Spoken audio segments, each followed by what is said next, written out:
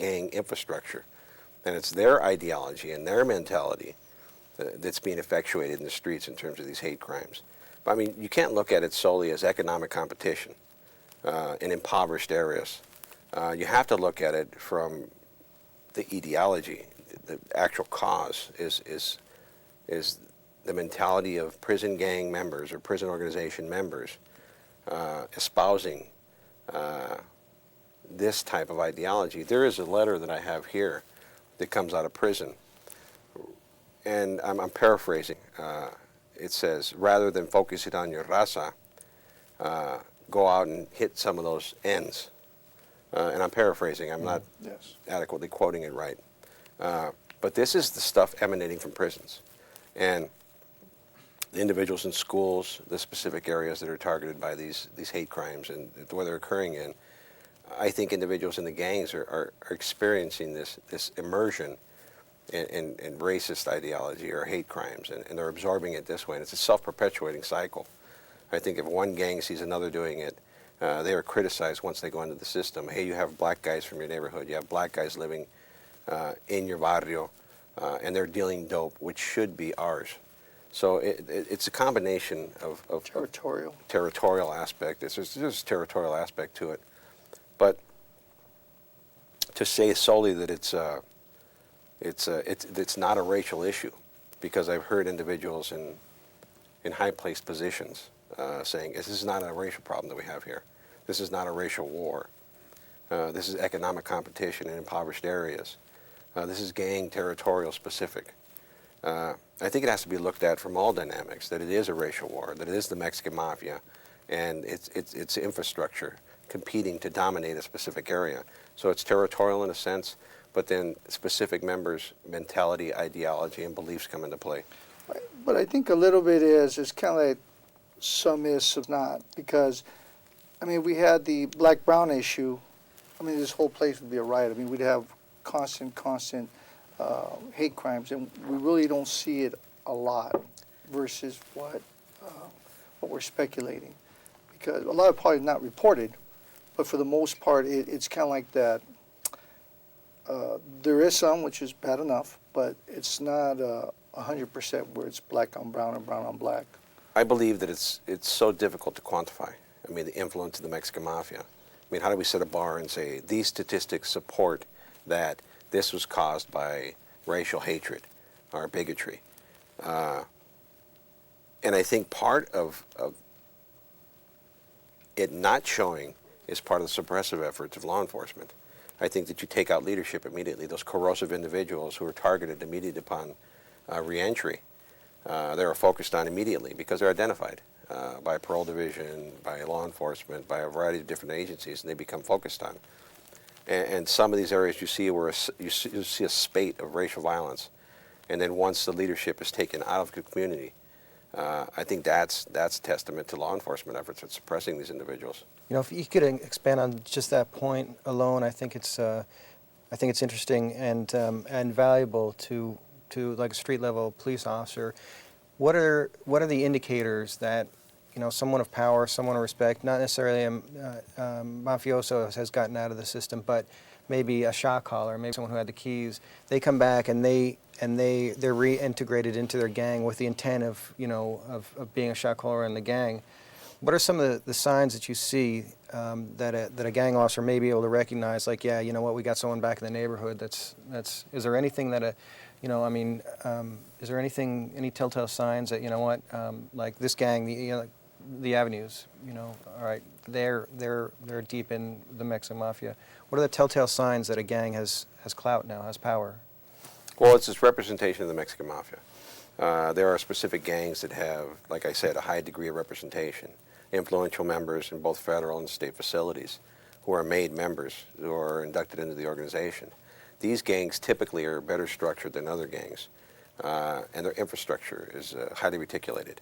Mm-hmm. They'll have individuals collecting, they'll have shot callers, they'll have overseers of crews, they'll have established facilitators, the communications are on point, and you'll see the crime statistics elevate in those areas. But identifying specific individuals, I think that's pretty simplistic. I mean, if a guy paroles from Pelican Bay, That's a red flag immediately. If he's in Pelican Bay, he's been associating with Mexican Mafia members. If he has any sense of intellect, any business acumen, any credibility in the neighborhood, if he's still in good standing, then obviously he's going to parole with objectives for that specific region. There are a number of different physical identifying factors that can tip off somebody if the individual's been immersed in the subculture. Aztec symbolism. There's a simple Mayan symbol, 3 dots and 2 bars.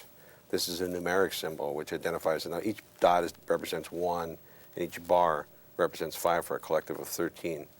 The word Canpol, K-A-N-P-O-L, it means south. Campolero means southerner. The word south side, sureño, true blue. They're a peril. Living above their means.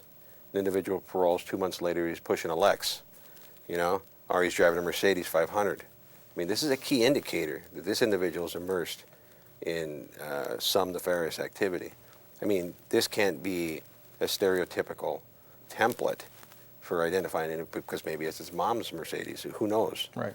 But there are key indicators for law enforcement to identify individuals who are associated with the subculture. Recently, there was an operation when they were going to a Mexican Mafia member's house, and making the entry, looking at certain things, I noticed that he had a lot of pyramids, Aztec warrior photos as well. I did pay attention. He had like a lot of Black Panthers. Is that anything at all? Representation at all? He just might like Black Panthers. You mean the symbolism of a Black Panther? Yes, the symbolism at all. If his name was Tigre or Pantera or something of that nature, it may be some indication. But there is a lot of hidden symbolism in the drawings. One of the things I do is cryptanalysis, and I view and review intercepted communications, drawings, cards, telephonic communications. One of the things the Mexican Mafia does is embed symbolism in drawings. The black hand, for instance, that's typically in drawings. The letter M, the number of feathers in a warrior shield, 13. Again, the alphanumeric correspondence with the letter M. There are a variety of different ways that you can identify drawings. Particularly, the Mexican Mafia immerses the Sureño subculture in Aztec mythology. We have an in-depth indoctrination process, which begins in the barrio. It's when the kids hear about the Mexican Mafia, that these are the leaders of the gang, that these are the individuals who represent the region, much as if, and I hate to use this analogy, senators representing a specific state, 100 senators, 50 states. We know ours specifically, Dianne Feinstein and Barbara Boxer. Everybody knows the senators. You know who your senators are who represent your state. So do gang members understand who the representatives are for their specific regions. So we go through this indoctrination process where we typically brainwash these individuals. It's a slow, lengthy process. First thing, they understand who the representatives are on the streets. They understand that they are Sureños. Once they come to prison, they abandon their gang rivalries and they embrace la causa, the cause. And they understand that they then become soldados and they escalate up the chain from gang member Sureño to camarada with the hopes of one day being inducted into the organization. So the symbolism plays a key role in having these individuals embrace the belief they're a part of a greater cause, that they have become a part of a nation, which identifies with the cultural aspect of the Mexican Mafia. So it's an educational brainwashing process for the Sureños. So when you see those symbols, those tattoos, that specific air about a person, I mean, they're easily identified. So when you're in the street, these guys' identity is kind of a cholo, a street thug. Then when you go into the prison systems, you guys brainwash to be Aztec warriors for the causa. Now here's one I just thought about too, and you brought up a good point when we talked about children, how you took the initiative of doing a little bit of intervention within your own kids for guidance. An individual you probably know is Mr. Alfred Salinas, Tigre from the Mexican Mafia, that he fell out of grace. I know him quite well. Yeah, I had an opportunity to deal with him in county, and his son was in custody during that time. And I bring this up because it gave me an opportunity where, with the sheriff's permission, to go ahead and let him talk a little bit to meet his kid. During that time, my only advice to him during our discussions were change his life if you can. My understanding was he wasn't that hardcore, but then when his dad came out, he all started gaining a lot more power. But the sad ending was, first of all, Alfred ended up committing a crime, and he got sent back to Pelican Bay, and he's still there. Then his son ended up getting killed in the street as well. So, you know, it didn't go the way I thought. Maybe he can change him, but it didn't go that way. So that is kind of a compliment back to you, at least working with your own kids. But what was Alfred's take? I'm curious to see. Can't read his mind, but what do you think was his big fall? He was attempting to have his son control specific areas and avenues. And his son actually became an eminence gris, or a great cardinal, where he represented Tigre by proxy and actually abused his authority. There were avenues gang members and Mexican Mafia members who were resistant to this individual, this kid, literally running territory. One of them was Pee Wee Aguirre, another one was Richard Aguirre, and the third one was Albert Tolento. And they specifically wanted this individual eliminated, and he was eliminated. And that is, again, the peril of involving themselves and involving family members with the Mexican Mafia and the subculture.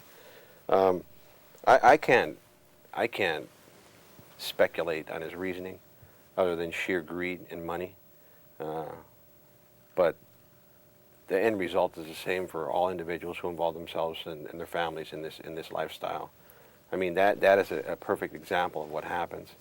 I think there have been other members who have involved their mothers. Topo Peters involved his mother, Paz Gutierrez. She was indicted and they attempted to seize her house. Jovita Aguirre was recently indicted for participation in RICO activities, and they convicted her. And another individual by the name of Jaco Padilla involved his wife, Maria Yantada, and she was prosecuted. So the end result is, you play with fire, you get burned. There's no equivocation, there's no mistaking this, and there's no circumventing being prosecuted. The one thing that gang members have to understand is if they participate in this, they will pay the consequences. For the Mexican Mafia members sitting up in maximum security housing facilities with multiple life sentences, they're egocentric. These individuals have no compassion or empathy, and they don't care who gets prosecuted, who loses life, who loses their home, who loses their job, who goes to prison. They're already in prison. Misery loves company, and that's the basic, truth here, that these individuals are destructive and corrosive. And if they don't care about themselves, they don't care about the death penalty, they don't care about life sentences, how are they going to have compassion for anybody else? They don't even have compassion for their own mothers, their own wives, their own children. And this is the organization that these gang members and Sureños are devoting themselves to, an organization that is fraught with infighting, politicking, cannibalistic behavior. Most carnales that are killed by carnales. Members are killed by members for the slightest of infractions. We have these rules that we follow in the organization. You can't be a member, or you can't be a rat, you can't be a homosexual, you can't raise your hand to another carnal without organizational sanction, you can't have sex with a member's wife, you can't encroach upon another member's territory, membership is for life. I mean, there's about 9 rules that we go on and on. But the impossible proposition, or the most ridiculous proposition, is that the members follow these rules. The members don't even hold themselves to their own standards. They violate every rule. Yet they invoke this moral superiority upon the Sureños and gang members and actually kill them. I mean, countless numbers of Sureños and gang members have been murdered at the request of the Mexican Mafia for perceptions and misbehavior. But you're married to the mob. The Mafia is your family, right? It's supposed to be. That is one of the rules, that the Mafia comes before even your family. If it requires that you kill your brother, you have to kill your brother. The Mafia is everything. Nothing comes before it, everything comes after it. It becomes your religion, it becomes who you are, it becomes your persona. Go ahead. When I heard you speak last time, you brought up a story that I thought was poignant, and you talked about being on the yard and a young Sureño approaching you and saying, hey, at the time, you know, you were still involved, and he said, hey, Boxer, you know me, I did this hit for you, blah, blah, blah, and you didn't even know the guy. You had no idea who he was. I mean, that in itself speaks to the fact that the Mexican Mafia will, I mean, pretty much you use who you have to use, and without regard for the outcome. And I remember it was at a presentation I did in Ontario. yeah, I can't emphasize enough how far removed the Mexican Mafia is from the rank and file. There are so few individuals, and they don't care who they deal with. Most of the times we send out an edict or a request, it's farmed out to another gang. If I send it to my crew chief, who is part of the structure of my crew, he'll farm it out to somebody else. And I will not even know the individuals who do it. In fact, I'm firewalled, I'm protected from knowing this to protect them. And they are firewalled from me. So it's a double layer insulation. Right. He can't tell on me, I can't tell on him. I can't tell you the number of times that I've heard from individuals, hey Renee, I did this, hey Boxer, I did this for you. And I'll look at them like, what are you talking about? I don't even know about the hit. They say, well, I whacked that guy over at Calipatria. I whacked that guy over at Centinela. I whacked that guy in Folsom. They told me you wanted it done, and I'm the one that did it, and they told me that you knew about it. And tell me, you know what, with all due respect, I don't even know you. Well, Renee, let's take a break, and we'll be right back. okay, we're out. Good job, Renee. Outstanding. Good.